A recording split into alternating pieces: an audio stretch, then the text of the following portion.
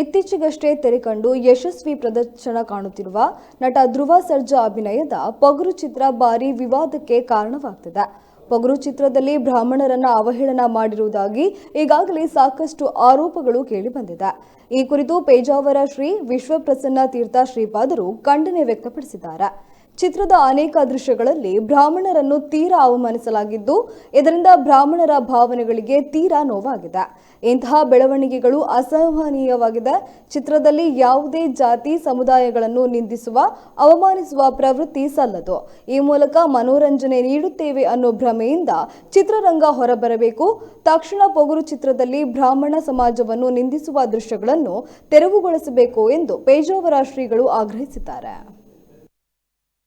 ಹೆಸರಿನ ಕನ್ನಡ ಚಲಚಿತ್ರದಲ್ಲಿ ಬ್ರಾಹ್ಮಣರನ್ನು ಅವಹೇಳನ ಮಾಡುವಂತಹ ದೃಶ್ಯಗಳಿದ್ದಾವೆ ಅನ್ನುವುದು ತಿಳಿಯಿತು.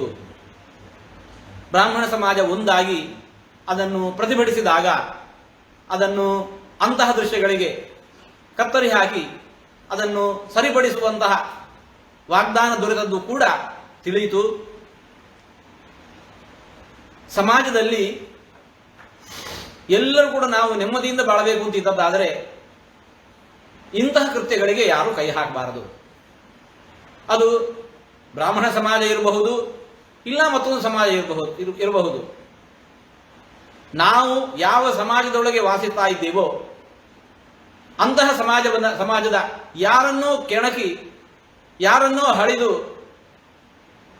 ಯಾವ ಸಮಾಜವೂ ಕೂಡ ನೆಮ್ಮದಿಯಿಂದ ಬದುಕೋದು ಸಾಧ್ಯ ಇಲ್ಲ. ಆದ್ದರಿಂದ ಇದೇ ಕೊನೆಯಾಗಬೇಕು.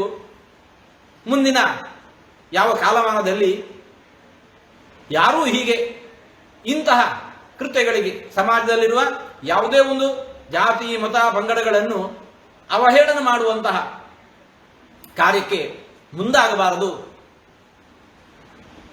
ಎಲ್ಲರೂ ಕೂಡ ಸಮಾಜದ ಶಾಂತಿಯನ್ನು ನೆಮ್ಮದಿಯನ್ನು ಕಾಪಾಡೋದಕ್ಕೆ ಮುಂದಾಗಬೇಕೇ ಹೊರತು ಅದನ್ನು ಕೆಡಿಸುವ ಕಾರ್ಯದಲ್ಲಿ ಯಾರೂ ಮುಂದಾಗಬಾರದು.